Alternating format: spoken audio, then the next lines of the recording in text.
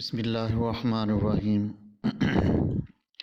Dear students, welcome to my channel learn by Mohammad Wasim.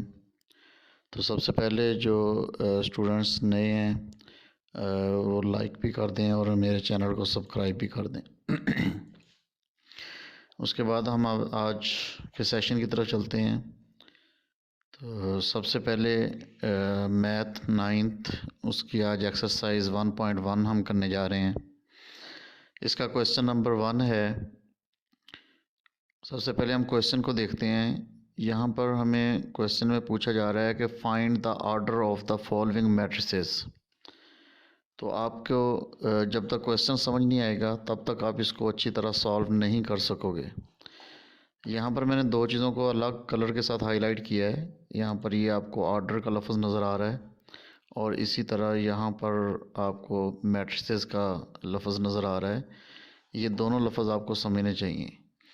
Order का मतलब होता है नंबर ऑफ़ रोज़ और नंबर ऑफ़ कॉलम्स। उनको मल्टीप्लाई के साइन के साथ या बाय के साइन के साथ जो है वो लिखेंगे तो ये उसका ऑर्डर होगा। मसलन मैं यहाँ आपको थोड़ा सा रफ करके दिखाता हूँ कि अगर आप लोगों के पास एक मैट्रिक्स है 1 2 3 4, तो यहाँ आपके पास ये एक रो, ये दूसरी रो, और इसी तरह इसके अंदर दो कॉलम आपके पास हैं। जो वर्टिकल शेप में होते हैं वो कॉलम्स होते हैं और जो हॉरिजेंटल होती हैं वो रोज़ होती हैं। तो आप इसको 2 मल्टीप्लाई बाय 2 यूँ लिख सकते हैं। तो अभी हम चलते हैं क्वेश्चन की तरफ। मज़ीद आपको वहाँ से अच्छे तरीके से आपको समझ आ जाएगी। तो नेक्स्ट स्लाइड को हम देखते हैं। मैट्रिसेस के अंदर ऑर्डर्स को कैसे फाइंड करते हैं। तो यहाँ आपके पास पहला मैट्रिक्स दिया गया है A इज़ इक्वल टू 2 3 -5 और 6।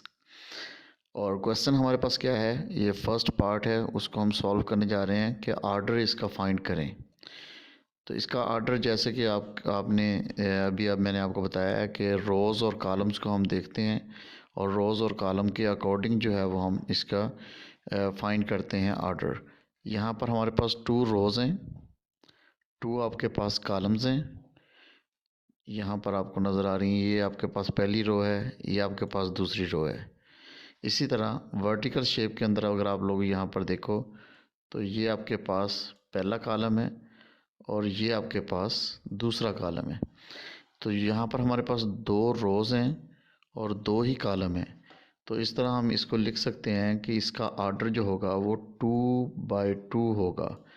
2 फिर आगे डैश लगाएंगे, बाय आगे नंबर ऑफ़ कॉलम्स लिखेंगे।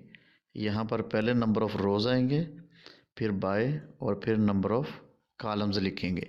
इस तरह आपका ऑर्डर जो है वो कंप्लीट हो जाएगा। यानी कि किसी भी मैट्रिक्स का ऑर्डर निकालना हो तो उसको आप 2/2 जो है वो उसका ऑर्डर लिखेंगे। हम अपनी नेक्स्ट स्लाइड की तरफ चलते हैं। अगला जुज़ आपका है B इज़ इक्वल टू 2 0 3 5। तो इसी तरह इसका आंसर देखते हैं। It has 2 rows and 2 columns, so its order is 2/2. So that is also same as A matrix। जैसे आपने ऊपर A मैट्रिक्स को देखा तो ये B मैट्रिक्स जो है ये भी बिल्कुल उसी तरह 2/2 ऑर्डर का है। नेक्स्ट क्वेश्चन का पार्ट सॉल्व करते हैं। C is equal to 2 4। तो यहाँ पर एक डिफरेंट जो है वो स्ट्रेटजी आपके सामने आई है। यहाँ पर अगर आप लोग गौर से देखो तो ये 2 4 ये आपके पास 1 रो है, और अगर आप लोग कॉलम्स की बात करो, ये एक कॉलम है, ये दूसरा कॉलम है। तो रो 1 है और कॉलम आपके पास 2 है। तो अगर इसके आंसर की बात करें तो आपको पता है कि यहाँ पर आपके पास 1 रो है और 2 कॉलम्स हैं। लिहाजा इसका जो है आंस बनेगा यानी ऑर्डर जो होगा सी का वो 1/2 होगा। आगे नेक्स्ट स्लाइड की तरफ चलते हैं, एक और एग्जांपल इसकी देखते हैं। नेक्स्ट पार्ट आपके पास है d इज़ इक्वल टू 406। तो इसका आंस अब आपको यहाँ पर आंस शो होने से पहले मैं आपको इसकी समझ आ गई होगी कि 3 रोज़ नज़र आ रही हैं। 4 ये भी एक रो है, 0 ये भी एक रो है, 6 ये भी एक रो है। बट 4, 0 और 6 ये वर्टिकल फॉर्म में सिर्फ एक कॉलम है, तो लिहाजा it has 3 rows and 1 column, so it's order is 3/1। मज़ीद इसके बाकी पार्ट्स भी हम करते हैं। क्वेश्चन नंबर 1 का अगला पार्ट है E is equal to ADBECF। तो यहाँ पर आपको 3 रोज़ नज़र आ रही हैं। यहाँ पर आपके पास 3 रोज़ हैं और आपके पास 2 कॉलम्स हैं, एक ये कॉलम है और एक ये कॉलम है।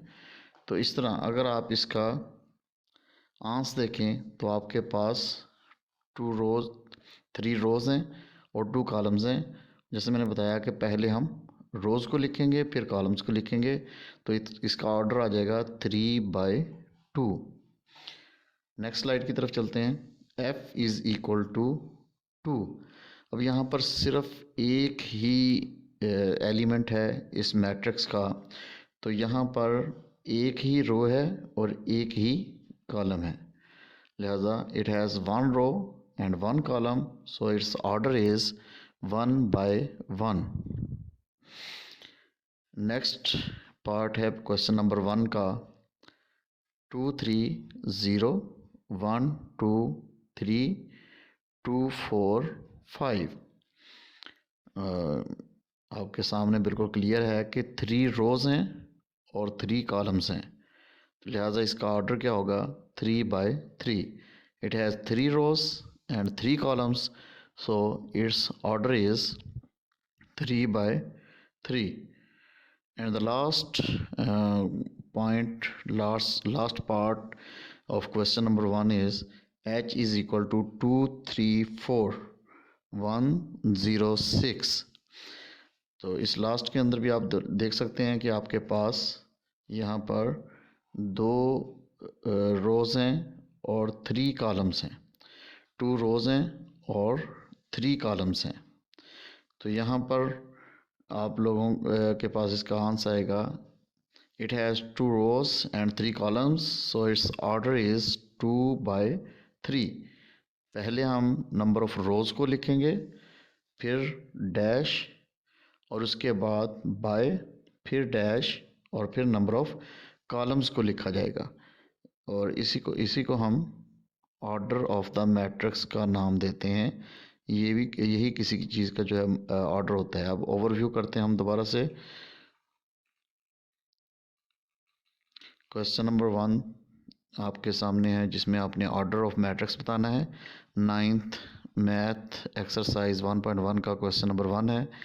तो इसमें सबसे पहला जो आपके पास पार्ट है वो ए है, इसका ऑर्डर आपने देखा 2/2, और उसके बाद बी पार्ट, उसका ऑर्डर आपने देखा 2/2, और उसके बाद सी पार्ट, इसका ऑर्डर आपने देखा 1/2, और डी पार्ट इसमें आपने देखा 3 रोज़ हैं 1 कॉलम है, लिहाजा 3/1। और उसके बाद नेक्स्ट पार्ट आपके पास जिसमें 3 रोज़ हैं और 1 कॉलम है, तो लिहाजा इसका आंसर आ गया 3/2। और उसके बाद आपने एफ पार्ट किया है जिसमें 1 रो और 1 ही कॉलम है, तो लिहाजा इसका ऑर्डर आ गया 1/1। और जी पार्ट आपके पास है जिसमें 3 रोज़ और 3 कॉलम्स हैं, लिहाजा इसका आंसर जो होगा यानी ऑर्डर ऑफ द मैट्रिक्स क्या आएगा 3/3।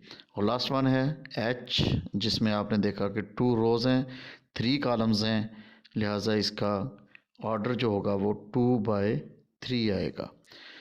तो ये आपका नाइन्थ मैथ एक्सरसाइज 1.1 का क्वेश्चन नंबर 1 जो आप लोगों ने देखा, जिसमें आप लोगों ने मैट्रिक्स के ऑर्डर्स को फाइंड करना था। Wish you good luck. अल्लाह हाफिज़।